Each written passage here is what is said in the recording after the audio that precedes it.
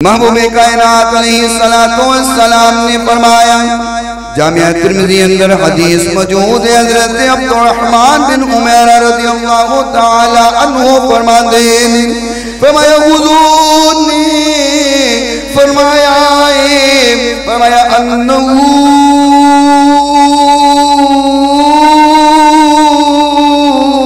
क़ाल लिमुआविया अल्लाहुम्मा नजअलहु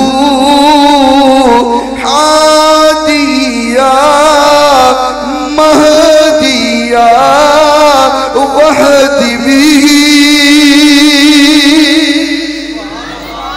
फरमाया अल्लाह हुजूर दी दुआए, फरमाया अल्लाह माविया तू हदैयत दीन वाला बना दे, हदैयत वाला बना दे, जेड़ा इंदा यार बन जाए और तू भी हदैयत याफ्ता कर दे।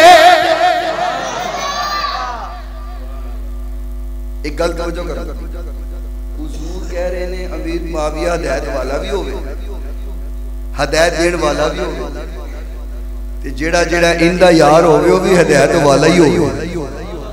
नहीं तुसी नहीं समझे मैं जो कहने लगा, हदायत वाला भी होवे, हदायत देने वाला भी होवे, इंदा यार हदायत हदायत हदायत ते जेड़ा हदायत वाला वही अमीर मुआविया दा यार।